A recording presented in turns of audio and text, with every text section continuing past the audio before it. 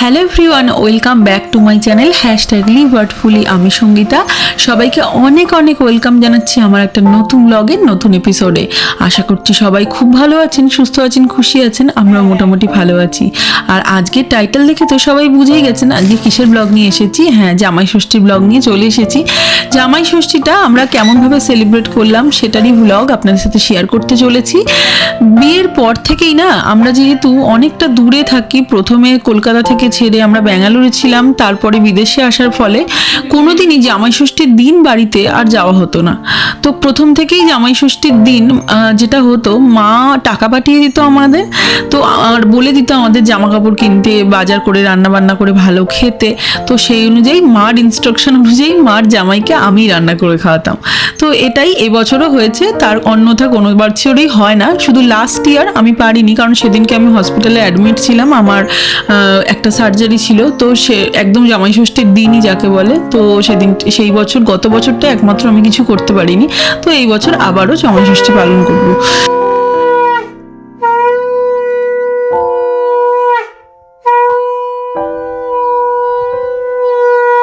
ষষ্ঠীর দিন সকালবেলা দিনটা শুরু করলাম পুজো দিয়ে, স্নান টান সেরে ঈশানকে অবশ্যই ঘুম থেকে উঠে দুধ খাইয়ে দিয়েছি, ডিশওয়াশার খালি করা এবং টুকটাক যে সকালে উঠে কাজকর্মগুলো করি সেগুলো সমস্ত করে স্নান টান সেরে আগে পুজোটা দিয়ে নিলাম। আমার মিষ্টি দিয়ে পুজো দিয়ে নিলাম। মাও বাড়িতে আমার মিষ্টি দিয়ে আজকে পুজো দেবে এবং আমাদের ভিডিও কল করে আশীর্বাদও করে দিয়েছে, ঠাকুরের ফুলও ছুঁয়ে দিয়েছে বলতে গেলে, মানে ভার্চুয়ালি। আর এই যে ঈশানও কিন্তু স্নান টান সেরে নতুন জামা পরে নিয়েছে। তো মা অবশ্যই করে বলে দিয়েছিল মা বাবা যে আমরা সবাই যেন নতুন জামা কাপড় কিনি, আর ঈশানের যেন অনেকগুলো নতুন জামা কেনা হয়।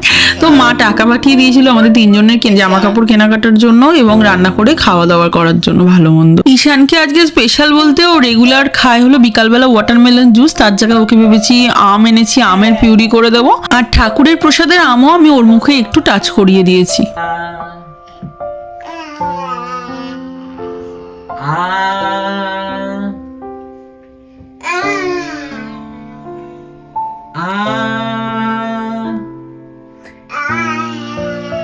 ঈশান, তুমি কি করছো? সকালবেলা একটু রেওয়াজ প্র্যাকটিস করছো? রেওয়াজ কন্টিনিউ করছো? গলাটা সেধে নিচ্ছ সকাল সকাল ধপাস।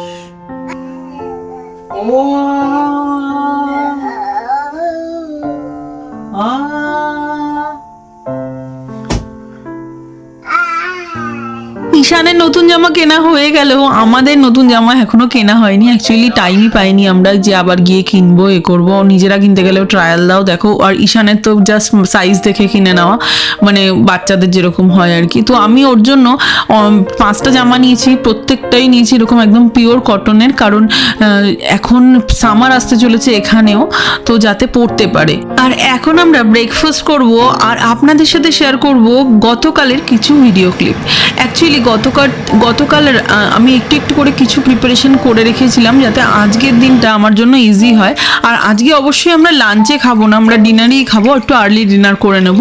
কারণ আমরা না আজকাল একবেলা হেভি খেলে আরেকবেলা খেতে পারি না, আর মোস্ট অফ দ্য টাইম আমরা ডিনারটা হেভি করি, লাঞ্চটা রেদার অনেক লাইট খাই। কারণ মোস্ট অফ দ্য দিনই ওয়ার্কিং ডেতে সপ্তাহের মধ্যে 5 দিনই দুপুরবেলাটা দুজনেরই লাইট খেলে মনে হয় যেন ভালো লাগে, আর রাত্রে রিল্যাক্স করে হেভি খাওয়াটা খেতে গরম গরম। তো সেই হিসেবেই করি, আর সেই রুটিনটা আমি আজকে চেঞ্জ করতে চাইনি। কারণ আজকে আমার যেমন দিনের বেলাটা রান্না পুরোপুরি করাটাও একটু অসুবিধে, রাত্রে করলে আমার জন্য ইজি। ঈশান দুপুরবেলা খেয়ে দিয়ে ঘুমিয়ে পড়বে, তারপরে আমি করতে শুরু করতে পারবো। তো কারণ এই সকাল থেকে পুজো টুজো সেরে নিলাম, এবার ঈশানের ব্রেকফাস্ট, লাঞ্চ, স্নান করানো, ওর সকালে একবার ব্রেকফাস্ট খাওয়ানো, দুপুরবেলা একবার লাঞ্চ খাওয়ানো, আর ওকে খাওয়াতে বসলে যা হয় সে টাইম তো চলেই যায়। তো সেই জন্য ওই ব্রেকের জন্যে আমি আগের দিন একটু একটু করে কিছু প্রিপারেশন করে রেখেছিলাম। তার মধ্যে হলো একটা দেখতেই পাচ্ছিলেন ঘি বসিয়ে দিয়েছি, আরেকটা পাশে ইন্ডাকশানে আমি দুধ বসিয়ে দিয়েছিলাম ছানা কাটার জন্য। আর এদিকে সমীরণ কিন্তু বাইরেটা পুরো ওয়াশ করছে, কারণ সামারে আমাদের এই ওয়াশটা করতেই হয় একবার অন্তত বছরে। এটা ক্লিনিং এই ফ্রন্টিয়ার্ড ব্যাকইয়ার্ড করতেই হয়। তবে এবছর একটু লেট করে করেছে ও, কারণ কি আমাদের ব্যাকইয়ার্ডে একটা মানে বড় চেঞ্জেস হতে চলেছে, একটা রেনোভেশনই বলতে পারেন কিছুটা, মানে নতুন কিছু হতে চলেছে। তো সেটা আমি দেখাবো নিশ্চয়ই। তো সেটার জন্য এতদিন ওয়েট করছিলাম। তো এতদিন করলে মানে আবার নোংরা হয়ে যেত, আমরা ইউজ করতে পারবো না সেই ভেবে। তো ফাইনালি যাই হোক, মানে সেটার সময়ও চলে এসেছে, জামাই ষষ্ঠীর পরের দিনই সেটা করতে যারা করতে আসবেন তারা আসবেন। তো সেই জন্য ও আজকে ধুয়ে দিচ্ছে। আর এটা হলো জামাই ষষ্ঠীর আগের দিনের ভিডিও আপনারা দেখছেন। এখানে আমি ছানা কাটলাম সাইট্রিক অ্যাসিড দিয়ে। আমি সাইট্রিক অ্যাসিড দিয়ে বেশ অনেক দিন যাবতই ছানা কাটি।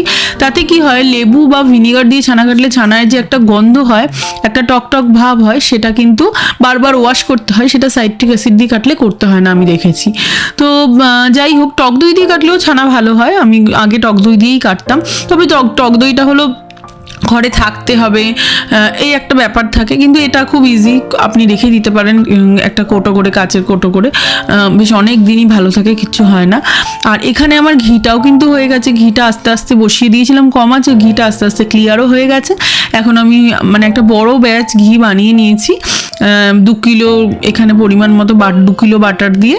তো আমি একবারে এরকমই বানাই, যখন বানাই একবারে বেশি করে বানাই। আর এই দেখুন, কথা বলতে বলতে মানে ক্যামেরার দিকে আমার চোখ ছিল, আর এদিকে এত বেশি ওভারফ্লো, মানে ঢেলে ফেলেছি ঘি, একটু ভাসাভাসি হয়ে গেল। তো যাই হোক, আমি ক্লিন করে আমার বড় একটা ঘিয়ের ব্যাচ রেডি হয়ে গেল। এটা ভেবে খুব ভালো লাগছে। আর ছানার জলটা কিন্তু আমি ফেলি না, কারণ ছানার জলে প্রচুর প্রোটিন থাকে, প্রচুর ক্যালসিয়াম থাকে। তো এটা ভীষণই নিউট্রিশিয়াস, এটা কখনোই ফেলা উচিত না। এটা দিয়ে আটা মাখুন, চিলার ব্যাটার বানান, বা যে কোনো কিছুতে ইউজ করুন, যে কোনো গ্রেভিতে, এটা কিন্তু খুবই ভালো হয়। আর সাইট্রিক অ্যাসিড দিয়ে ছানা কাটলে ছানায় সেরকম ছানার জলে সেটা বাজে গন্ধ হয় না, সেটাও হয় না। যেটা ভিনিগারের ছানাতে আমি দেখেছি বেশ একটা স্ট্রং গন্ধ হয়, যেটা আমার একদমই ভালো লাগতো না। তো সেই জন্য এই ছানার জলটা খেতে কোনোই অসুবিধা হয় না। আর যাই হোক, আমি ছানাটা খুব ভালো করে এখন মেখে নিচ্ছি, একদম প্রপার জল ছড়ে সলিড হয়ে গেছে। ছানা মাখার ওপর কিন্তু সন্দেশের টেক্সচার এবং টেস্ট দুটোই ডিপেন্ড করে। তো আমি বানাতে চলেছি সন্দেশ। আর যেহেতু সামার টাইম, জামাই ষষ্ঠী, তো ম্যাঙ্গো সন্দেশ বানাচ্ছি। তো ওই টিনের ম্যাঙ্গো পিউরি অ্যাড করে বানাচ্ছি অ্যাকচুয়ালি, কারণ আমার কাছে ওটা ছিল কয়েকদিন। লাস্ট ব্লগে যারা দেখেছেন, লাস্টের আগের ব্লগ মেবি, যে আমাদের বাড়িতে গেস্ট এসেছিলো, তাদের জন্য আমি একটা আমের পিউরি দিয়ে সিমাই ভার্মিসেলি বানিয়েছিলাম। তো সেটারই লেফট ওভারটা ফ্রিজে রাখা ছিল, তো ভাবলাম সেটা দিয়েই বানাই। যদিও ফ্রেশ আমও আজকে আনা হয়েছে জামাই ষষ্ঠীর উপলক্ষে। আর এখানে আমি কম আঁচ করে সন্দেশটা বসিয়ে দিয়েছি। সন্দেশটা পাক হবে, এটা টাইম লাগবে অনেকটা। সেই ফাঁকে আমি যে কালকের যে মিটের প্রিপারেশনগুলো সেইগুলো করে ফেলবো। তো আমি ছানা কেটেছিলাম অ্যাকচুয়ালি দিনের বেলা, আর এখন দেখুন বাইরে রাত্রি হয়ে গেছে।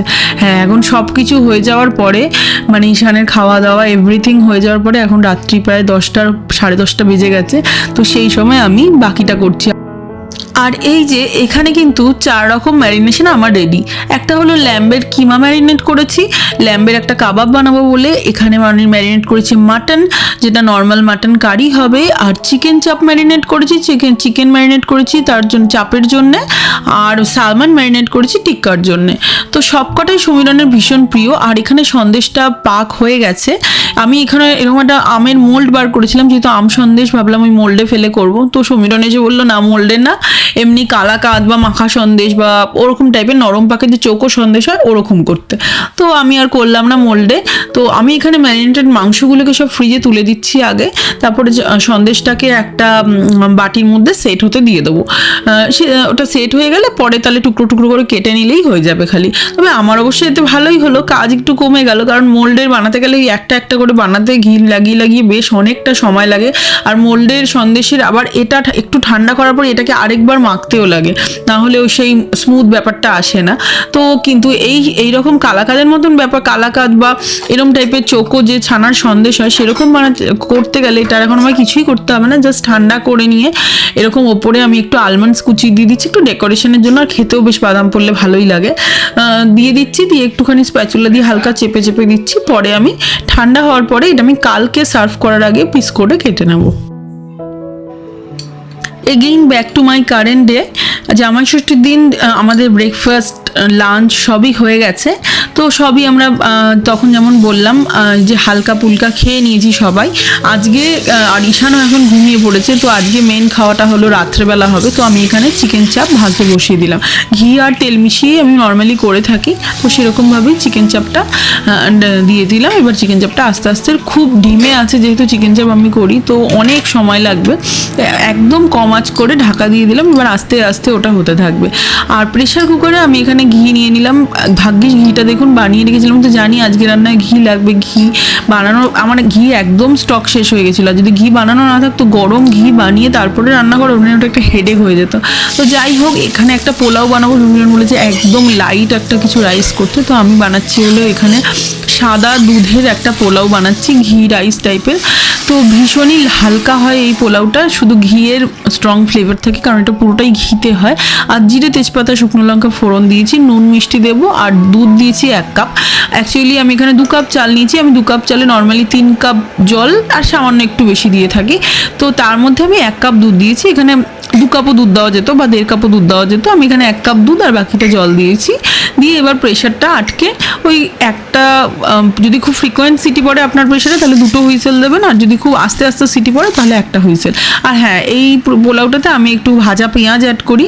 আর আমি এটা এখানে আমার ফ্রিজে রাখা ছিল কেনা ফ্রাইড অনিয়ন, ওই বেরেস্তা বলতে পারেন যেটা, তো সেটাই আমি উপর থেকে খানিকটা দিয়ে দিলাম, দিয়ে বন্ধ করে দিলাম।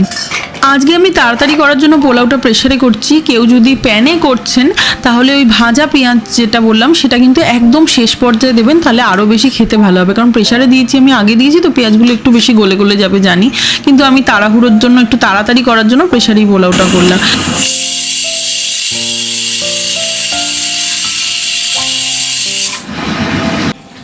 চিকেন চাপটা মোটামুটি 3 ভাগই হয়ে এসেছে, আর একটু হলেই হয়ে যাবে। অ্যাকচুয়ালি আমি না যে এই মিঠা আতরটাও ম্যারিনেশনের সময় দিতে ভুলে গেছিলাম। আর যেটা একটু আগে দিলাম, আপনারা নিশ্চয়ই খেয়াল করেছেন, কেশরে ভেজানো দুধ, তো কেশর এবং দুধ দেওয়ার যে মিক্সচারটা, সেটা এইগুলো অ্যাকচুয়ালি ম্যারিনেশনেও অ্যাড করে দেওয়া যায়। তো আমি সেটা করিনি। এবার দুধটাও ইচ্ছে করে ভেবেছিলাম পরে দেবো, আর এই মিঠা আতরটা দিতে আমি কমপ্লিটলি ভুলে গেছিলাম। আর মিঠা আতরের কোয়ান্টিটি কিন্তু ডিপেন্ড করে ব্র্যান্ড টু ব্র্যান্ড, কারণ আমি একই মিঠা আতর অন্য ব্র্যান্ডের ইউজ করে আগে এনে দেখেছি। আমি মিঠা আতর বরাবরই ইন্ডিয়া থেকে নিয়ে আসি এখানে। তো আগে ইন্ডিয়া থেকে একটা মিঠা আতর একবার আগে করেছি আমি, সেটা সাংঘাতিক স্ট্রং গন্ধ ছিল, মানে বলে বোঝাতে পারবো না এত স্ট্রং। ওটা 1 ফোঁটা 2 ফোঁটাই মানে গুড এনাফ, কিন্তু এটার গন্ধটা ভীষণ মাইল্ড গন্ধ। আমার এটা বেশি ভালো লাগে। আমার মনে হয় যেন এটাই ন্যাচারাল, ওটার মধ্যে বোধহয় আর্টিফিশিয়াল কিছু ছিল মেবি। তো সেই জন্য অবশ্যই দেখে মিঠা আতর দেবেন, কারণ মিঠা আতর যদি বেশি পড়ে যায় খাবারটা আর খাওয়া যাবে না, একদম বরবাদ হয়ে যাবে। তো সেই জন্য অবশ্যই চেক করে তবেই দেবেন, আমার দেখা দেখি একদমই দেবেন না। আমার এই মিঠা আতরটা যদি একেবারে কম দেওয়া হয় কোনোই গন্ধ হয় না, বোধহয় যায় না যে দিয়েছি। আর এই ঝরঝরে সাদা পোলাও কিন্তু আমার একদম রেডি। প্রেশার খালি করে আমি কাচের বাটিতে রেখে দিলাম। ওই সেম প্রেশার কুকারেই অ্যাকচুয়ালি আমি এখন মাটনটাও করব, মাটন কারি। আর সের জন্য আমি পেঁয়াজ খানিকটা চপ করে নিলাম। আর ওই সেমই প্রেশারে, যেহেতু পোলাও করেছি এটা ধুয়ে নেওয়ারও কোনো প্রশ্ন নেই, জাস্ট ডিরেক্ট তেল দিয়ে গোটা মশলা ফোড়ন দিয়ে একদম পেঁয়াজ দিয়ে বসিয়ে দিলাম। আর একটু নুন দিয়ে দিয়েছি যাতে তাড়াতাড়ি পেঁয়াজটা কুক হয়। আজকাল না আমরা যেন প্রেশারের মাটন কারিটাই বেশি ভালো লাগছে হঠাৎ করে। আগে আমাদের কষা মাংস, মানে লোহার কড়াইতে একদম কষিয়ে সেই ডার্ক কালারের যে কারিটা, সেটা বেশি ভালো লাগতো। আজকাল যেন মনে হচ্ছে প্রেশার কুকারে এই আলু দিয়ে মাংসটা বেশি ভালো লাগছে। যখন পোলাও বা রুটির সাথে খাচ্ছি তখন, বা পরোটার সাথে, তখন বানাই এই যে কারিটা, সেটাকে একটু রস কম দিই, একটু জলটা কম দিই, একটু শুকনো কারি বানাই। আর যখন যদি ভাতের সাথে হয় তাহলে একদম পাতলা ঝোল করি। তো দুটোই আমি প্রেশারে করি, তো বেশ ভালো লাগছে। আর সব থেকে বড় জিনিস যেটা, টাইমটা হিউজ সেভ হয়। কারণ আমার কাছে এখন সময়টা একটা বড় কনস্ট্যান্ট।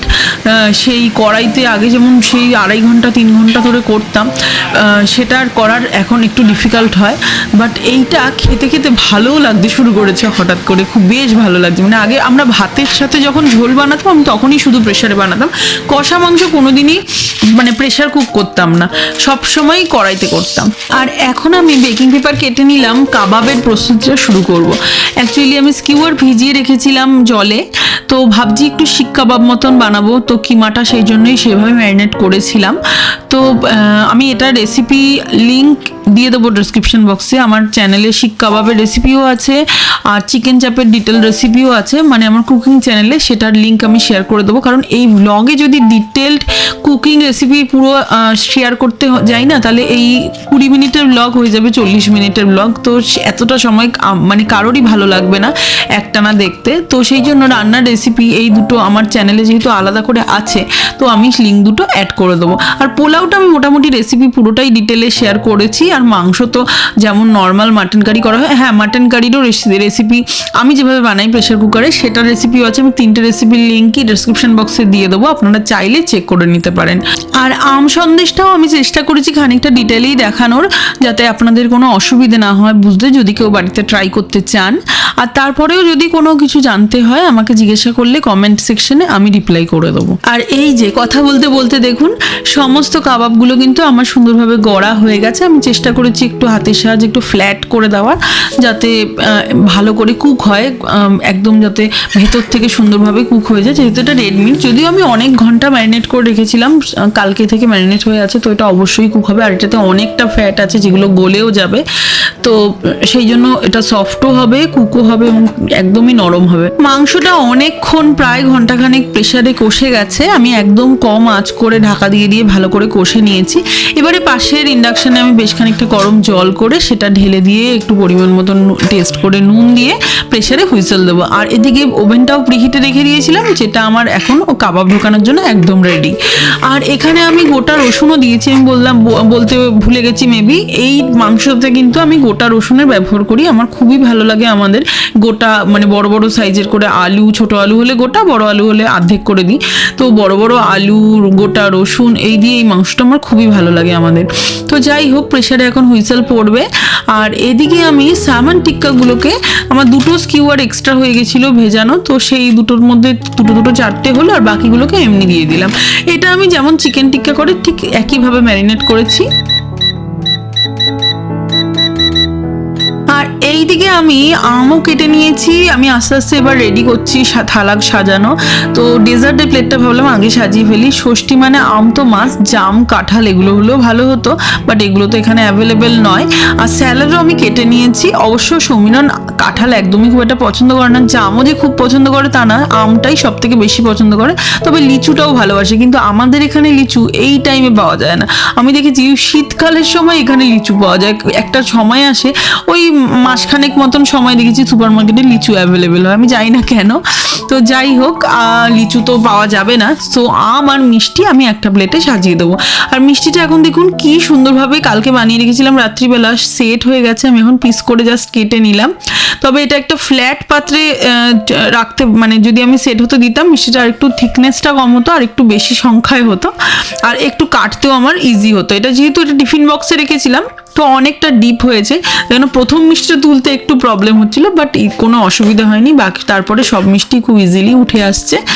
আর যাই হোক, মিষ্টি আর আমের প্লেটটা সাজিয়ে আমি ভাবলাম একটু ক্যান্ডেল আর একটুখানি ধূপ জ্বালিয়ে দিই, কারণ ঘরে এত রান্নাবান্না হয়েছে, তো স্পেশালি এই চিকেন চাপ, মাটন এসব হলে না খুব রান্নার একটা স্মেল হয়। আর আমাদের এখানে যেহেতু শীতের দেশ, জানলা দরজা কম খোলা হয়। আর জানলা দরজা মানে যেরকম গরমের দেশে তলায়, মানে দরজার তলায় বা জানলার তলা দিয়ে এয়ার পাস করার জায়গা থাকে বা ভেন্টিলেটর থাকে, এখানেও ভেন্টিলেটর আছে, বাট সেটা খুবই ছোট এবং জানলা দরজায় এয়ার পাস করার কোনো জায়গা নেই। এটা পুরো গাড়ির যেমন সিল্ড জানলা দরজা হয় ওরকমই জানলা দরজা। সো ঘরে ভীষণ রান্নার গন্ধটা স্টে করে। তো সেই জন্য ধূপ বা সেন্টেড ক্যান্ডেল এগুলো যদি জ্বালানো যায় খুব ভালো হয় না, বেশি স্ট্রং গন্ধের রান্নাবান্না হলে। তো যাই হোক, আমি এবারে সমস্ত কিছু প্লেটে বেড়ে নিচ্ছি, স্টার্টারগুলো বেড়ে নিচ্ছি, চিকেন চাপও বেড়ে নেবো, এক এক করে সমস্ত বেড়ে নেবো। ছোটবেলায় জামাই ষষ্ঠী ব্যাপারটা অতটা বুঝতে পারতাম না, কিন্তু ভীষণ মজা লাগতো, কারণ মামা বাড়িতে যেতাম আর সেদিনকেও তো মানে গ্র্যান্ড ফিস্ট যাকে বলে, মানে খুব ভালো আয়োজন। সবার দিদা যতদিন বেঁচে ছিল দিদা পুজো করতো, আমাদের পাখা দিয়ে শার্ট করতো, তার পাখার মধ্যে অনেক কিছু থাকতো দেখতাম, আম, তারপর দুব্বো, অনেক কিছু আমি এখন সব বলতেও পারবো না, আমার মনেও নেই, কিন্তু দিদা শার্ট করতো সবাইকে, নাতি নাতনি ওটাকে শার্ট করা বলতো। জল থাকতো, সেই জলটা আবার ছেটাতো সবার গায়ে। তো মানে ওটা একটা আলাদা নস্টালজিয়া। তো আর কত কি রান্না হতো, সব মানে বাবা মেসো সবাই খেত, সবাইকে দেওয়া হতো, সাজিয়ে গুছিয়ে খেত। তো মানে ভীষণই ভালো লাগতো, আর আমাদেরও ভীষণ মজা হতো সবাই মিলে একসাথে, মাসি মামারা সবার ছেলে মেয়ে সবাই মিলে একসাথে খুব হই হই করে দিনটা কাটতো। আর আমার যেহেতু নিজের ভাই বোন নেই, তো কাজিন ব্রাদার সিস্টাররাই ছিল একদম নিজের ভাই বোনের মতো। আর আমার মামা বাড়ি হলো আমাদের বাড়ির থেকে খুবই কাছে, খুবই কম ডিস্টেন্সে। তো মানে খুবই মজা হতো, খুবই এক্সাইটেড থাকতাম এই দিনটার জন্য। তবে বিয়ের পরে, বিয়ের প্রথম বছর জামাই ষষ্ঠীর কয়েকদিন আগেই আমরা নেদারল্যান্ডে চলে আসি, আর ঠিক তার আগেই মা বাবার কাছে গিয়ে কয়েকদিন থাকি, এবং তখনই প্রি ষষ্ঠী আমাদের যাকে বলে হয়ে যায়। তো সেই সময় জামাই ষষ্ঠী হিসেবে মা একদম খুব আয়োজন করেছিল, তো খুব খাওয়া দাওয়া করেছিলাম। বাট এত গরম পড়ে আজকাল কলকাতায় ওই ষষ্ঠীর টাইমে, মানে আম কাঁঠালের সাথে মনে হচ্ছে আমরাও পেকে যাবো এরকম মনে হয়। তাতে খাওয়াটা সত্যি খুব মানে শাস্তিযোগ্য হয়ে যায়। কলকাতায় জামাই ষষ্ঠী যারা করে সেই জামাইদের সত্যি মানে খুবই কষ্ট, এটা মনে হয় এখন। তো যাই হোক, আমরা কিন্তু খুবই ভালো খাওয়া দাওয়া করে রাত্রিটা কাটালাম, খুবই ভালো একটা ডিনার এনজয় করলাম, খুবই ভালো লাগলো। আর আশা করব আপনাদের জামাই ষষ্ঠীও ভীষণ ভালো কেটেছে, আপনারাও ভীষণভাবে দিনটা এনজয় করেছেন। আমার ব্লগটা কেমন লাগলো আমাকে কিন্তু অবশ্যই কমেন্ট করে জানাতে পারেন। আজকের মতো tata bye, thanks for watching. খুব তাড়াতাড়ি নতুন একটা ব্লগে আবার দেখা হচ্ছে।